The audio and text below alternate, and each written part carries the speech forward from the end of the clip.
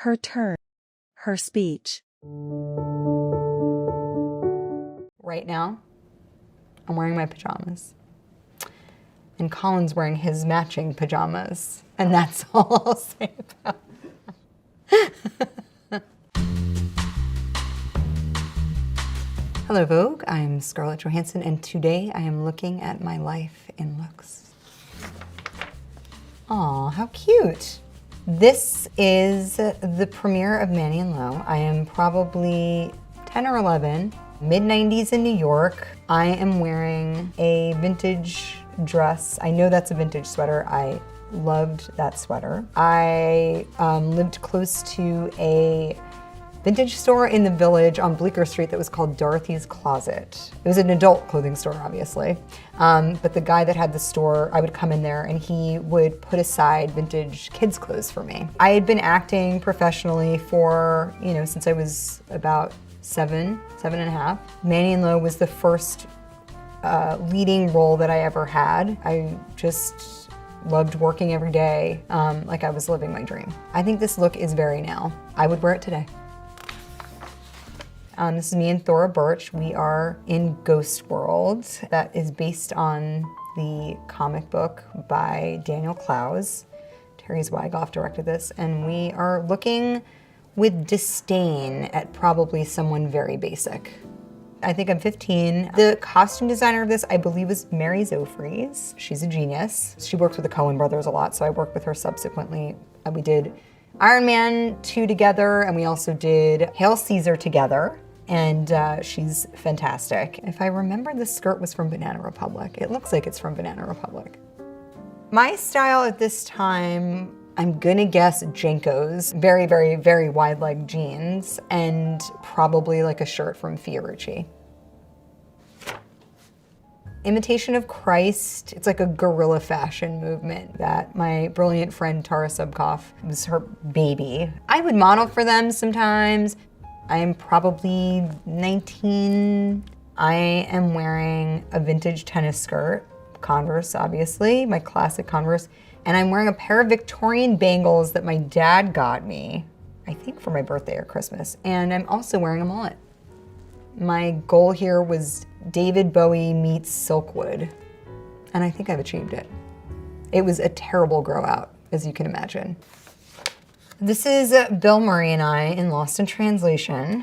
I am wearing a pink wig. This image has kind of become an iconic one, but when you're doing something like this at the time, it didn't, you're just in the middle of it. It was like, hey, want to wear a wig? Sure. Sofia Coppola liked this light pink one. Sophia has her own style, obviously, and so my character's look is based on her style a bit. Some of the clothes we were wearing were some of her clothes. I think a lot of the stuff I was wearing was like APC, Agnes B, and like those kind of Frenchy brands. I don't know if I have a favorite costume, but I remember the opening first two lines was like a woman's behind in sheer pink underwear. Luckily I was that age, so I was just like, yeah, sure, put the sheer pink underwear on me.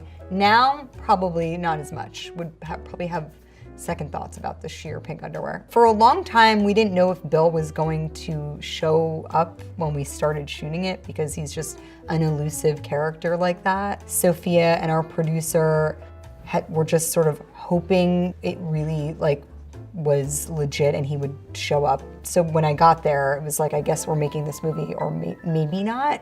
But he definitely turned up because he's in the movie.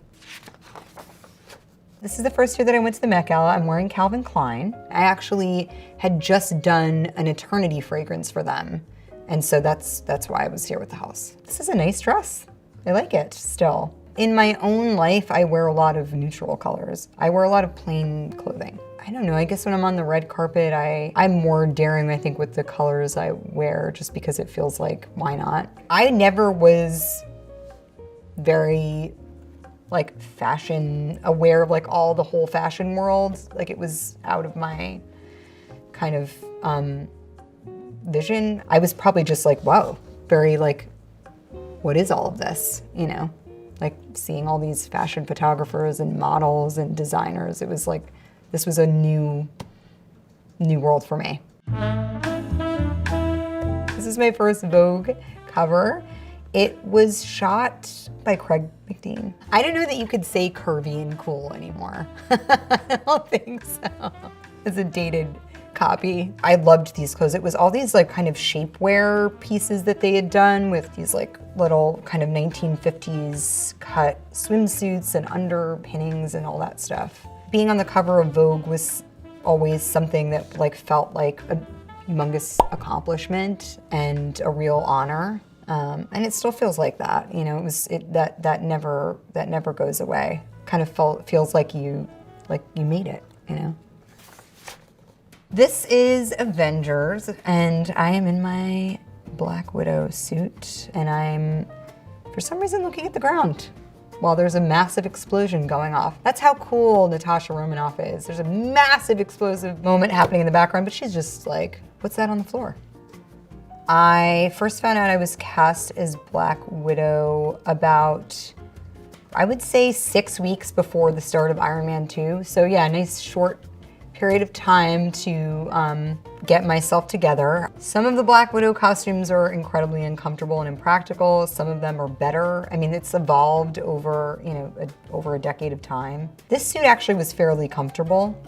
It was easy to get in and out of. Playing Natasha Romanoff has been like one of the greatest treasured experiences of my entire career. I love the character, I've loved my Marvel family. It's been a joy, like every step of the way has been an absolute joy. And getting to go back to, you know, every year and a half or 2 years as we were making these films and like see everybody again. Everybody's lives had, you know, taken the next step, or people had kids or gotten married, or, you know, the whole crew all coming back together. It just was something I always like looked forward to. And I'm just incredibly proud of this chapter of my life, my professional life. Oh, Barbara Sugarman. This was a project, Don John, that Joseph Gordon-Levitt wrote and directed. I based this character off one of the housewives of New Jersey. I won't tell you which one. I just was like, I know this person. I know what watch they wear. I know how their hair is styled, like the nail. I just was like, sign me up. Every part of working on Don John was fantastic, except for wearing acrylic nails. It was torturous. I couldn't do anything. They were painful. I was a whole world I'd never been privy to, of like the fill and the thickness and the thinness. It was madness. I don't know how people do it, but I have a lot of respect for those people.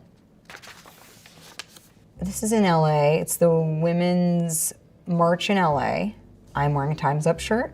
I remember I wrote a speech and I had cue cards because I'm old school like that. I have cue cards, physical cue cards. There was a microphone, but there was no microphone stand you had to hold, but I couldn't hold the cards and the microphone. Mila Kunis, who's lovely, got like alongside me and held my microphone for me while I read the cards, and that's the definition of sisterhood.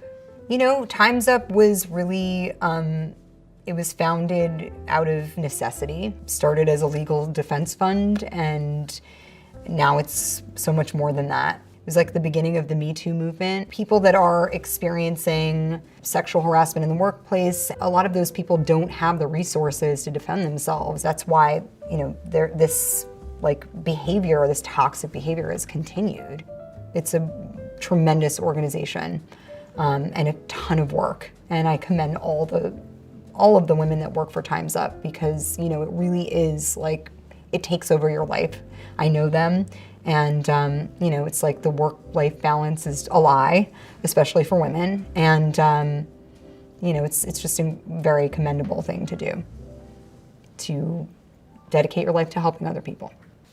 Oh, this is Marriage Story. I guess I look particularly perplexed at this moment. My character is an actor. I dressed her a little bit like my sister. I wanted her to look approachable, like a mom, comfortable and warm.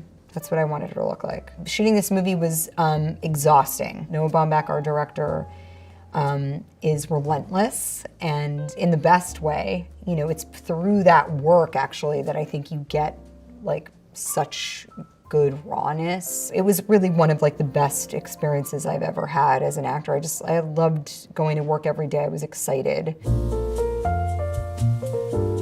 This is the first time I was on the red carpet since the pandemic started. So it'd been like 2 years since I'd done a red carpet. I'm wearing Versace. I also had just announced the skincare line I'm working on, the Outset, and so very clean, beautiful, shimmering skin moment. Just wanted to kind of like let the dazzling corset and radiant skin shine. And that was the look here. And it was also a power suit moment because like, why not? I just had a baby. No, and I'm here with Colin. I forgot about him. He likes clothing. I mean, I wouldn't say he's like a fashion horse, but I like to shop for him. I love men's clothes. I much prefer men's clothes to women's clothes. I'd happily spend time looking for clothes for him way more than myself. This is a very sparkling moment. I am at the Kennedy Center Honors. I have never been to the Kennedy Center Honors before. I was going to do a piece for Bette Midler, which was very, very exciting. Just an amazing event. Someone came up to me. Of course, everybody's masked, so you can't, see anybody. You only see this much of their face. And he was like, "Hi, I'm such a fan of your work. It's so nice to meet you. I'm Smokey Robinson." And I was like, "What?" Oh my God. I mean, you just meet people it's like legends. I was like, "Oh yeah, I see those eyes, Yeah, it was awesome. I'm wearing Dolce & Gabbana, of course. Who else is using that many palettes? Believe it or not, I think like every woman there was wearing sequins. I thought to myself, I'm gonna wear something really like flashy and like, it's a really glitzy night, and I thought I'd really stand out, and then like the entire audience was wearing sequins. So I was on trend. I think I was kind of going for like early aughts makeup look. I mean, the dress is so much that like, kind of had to keep it, relatively subdued. My takeaway is that I feel more like myself like the older I get, and I think it's reflected in how I look throughout these photographs, and that's something that I feel very proud of. I'm happy to be in my later 30s. I feel most like myself, and yeah, I hope to continue to get to know myself better as I get older, and I think, you'll probably, hopefully, see that reflected in my life in looks.